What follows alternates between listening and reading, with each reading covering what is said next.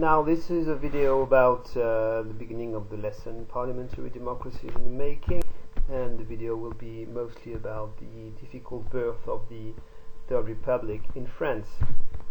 So what made the beginnings of the Third Republic particularly difficult was the fact that it took place in the context of something not as bad as COVID-19, but yet a war against Germany, and the military defeat for the Second Empire of Napoleon III, as Napoleon was made a prisoner in Sedan on the 2nd of September 1970. But it automatically put an end to his regime, as you can see on the right side of the screen, where Napoleon III is here, and his regime, which had lasted 20 years, had succeeded to the short-lived Second Republic here, yes, and the July Monarchy of Louis Philippe. So no empire with an emperor, obviously. That's the reason why on the 4th of September 1870 the Third Republic was proclaimed in Paris by one of the most prominent Republican politician of the times, Léon Gambetta, who was already a deputy, when in fact Gambetta, who was kind of a left-wing Republican, suddenly traveled to the rest of France, to what the Parisians call province, in order to raise more troops and fight on against Germany. So in fact the title of head of government and provisional head of state was given to Adolphe Thiers, one of the key characters of 19th century politics in France. He had been a liberal but in favor of monarchy in the past, and now he was in favor of the Republic, because there was in a way nothing to be in favor of instead. So at that moment elections took place, maybe a bit later actually, in February 1871. In the meantime, the new government had signed an armistice, which means the end of combat with Germany. But despite the armistice, as you can see on the half pie chart here, the French people, they voted massively in favor of monarchist deputies. It may look strange, but in fact it's quite logical, because in the context of the German invasion, people were scared, and so they turned to the people they felt were their natural protectors in a way. And for most of the people in France who were farmers, Republic did not exactly mean security. So this chamber was elected, and it was kind of paradoxical, because the first Chamber of Deputies of the Republic was dominated by monarchists. That is the reason why there was a kind of breakup between Paris and the rest of the country, because Paris was, on the contrary, genuinely pro-Republican. And that's the reason why, yet another time in the 19th century, there was a revolution in Paris. Simply, this time, the revolution did not spread outside of the city. So, in fact, the revolutionaries in Paris proclaimed a kind of independence of the city, and they named themselves communards because they had proclaimed la Commune de Paris, so the Paris Commune. The reasons for this uprising were that the head of government, Adolphe Thiers, had decided to move the seat of government and the parliament out of Paris west to Versailles, which was kind of a provocative choice, wasn't it? Moreover, he wanted the Parisian National Guard, who had organized itself in order to fight against the Germans, to give up their arms and give it back to the government, which they refused. And that's the reason why they took their cannons and brought them to one of the most working class districts in Paris, Montmartre in the north of the country. So anyway, from then on there was an independent Paris Commune who did not respond to the orders given by the national government, and they called the national government the Versailles government. So it was a military uprising. As you can see on the picture, there's a barricade here, and Paris was covered in barricades with men in uniform and arms, but in fact also actually women. And the most famous character of the history of the Paris Commune was a woman named Louise Mission.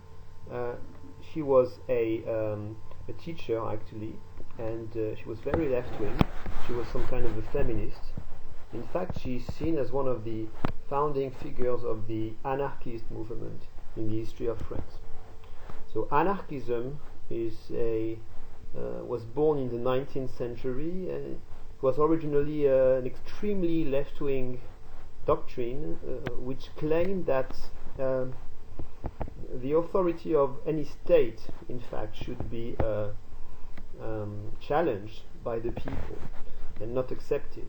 Because for the anarchists, any state was a strategy of the bourgeoisie in order to keep control over the working class. That's part of the thing that Louise Mission and many Paris communards believed in. And so she became an extremely famous figure, almost some kind of a myth.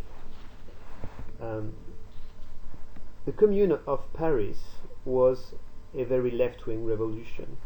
It lasted 3 months, and during these 3 months the communards organized a kind of microstate where freedom of speech was total, where the Catholic Church and the state were separated.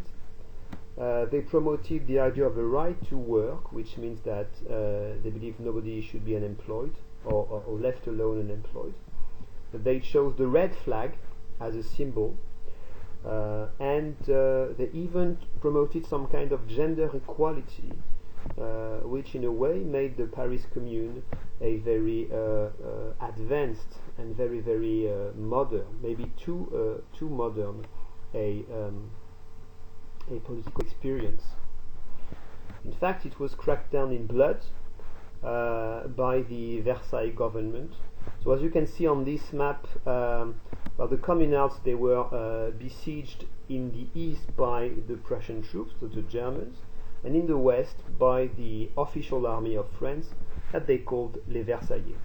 And during 1 week in May, a week known as la Semaine Sanglante, progressively the Versailles army, so the French army, took Paris back. It was a very long battle, so actually a civil war, strictly speaking, because French people were fighting against French people, and approximately 10,000 communards died during these combats, and another 10,000 was convicted for treason.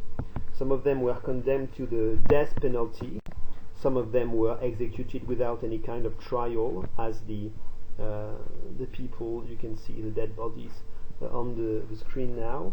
And even Louise Mission, she was arrested. That's what the painting illustrates here. And like many others, she was deported to a prison on the other side of the world, actually in the colony of New Caledonia. So one thing was sure was that the republic would now not be a socialist republic, which in a way gave some confidence to the French people who doubted about the ability of the republic to maintain order.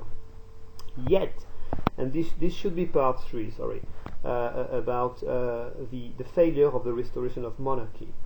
So you remember that the assembly was dominated by monarchist deputies.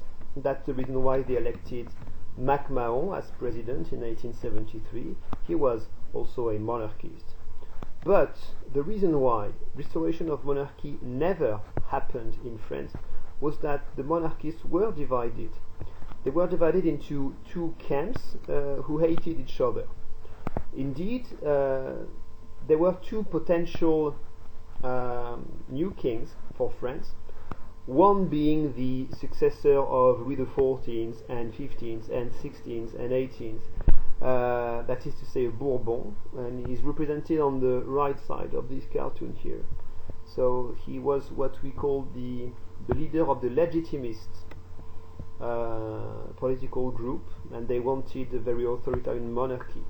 In fact, they rejected most of the revolution of 1789. That's the reason why they chose the white flag. And they completely refused the red, white and blue flag, which on this cartoon is held by the descendant of Louis Philippe, so the leader of the monarchies that were named Les Orléanais. And they would have favored a more liberal parliamentary monarchy, a bit like the English one. So these two visions of what monarchy should be in France could never get along together, and basically that is the reason why there was no restoration of monarchy. So instead, in 1875, some laws were passed known as constitutional laws, and they organized the institutions of the new regime. As you can see on this chart, this was a parliamentary republic, in the sense that Parliament, named Assemblée Nationale, which was bicameral, was in control of the government. You see, this arrow here is the most important arrow on the chart. It means that Parliament could overthrow the government, and that the government needed the support of Parliament to govern the country. The reason for two chambers lies in the fact that Senate was conceived as a very stable and conservative chamber, where senators elected were senated for 9 years, and so at the beginning, when they were elected, they were almost all of them monarchists. So what the people believed, what the politicians believed, was that even if the French people suddenly voted for very left-wing Republican deputies, well, Senate would be there to counterbalance their power. The President of the Republic did not have many powers, not as much as today, but anyway, he had already the right to dissolve the Assembly. That means to call new elections, which in fact happened on the 16th of May 1877. 1 year before, in 76, for the first time the deputies were Republicans in their majority. And so President MacMahon did not like that. He did not like the government, and he tried in 77 to take over in a way. He forced the government to resign, and he called for new elections. This election was a way for the French people to say if they really wanted republic or not. And what they said was that they really wanted republic. So MacMahon lost, the Republicans had a majority again, and ever since no other president dared to dissolve the assembly again. 1 year later, or more exactly 2 years later, in 1879, even the Senate became Republican, and so President MacMahon resigned, and at last, after 9 years, the President of the Republic, the new one, Jules Grévy, was a true Republican. So it had been a very difficult decade of birth for the Third Republic.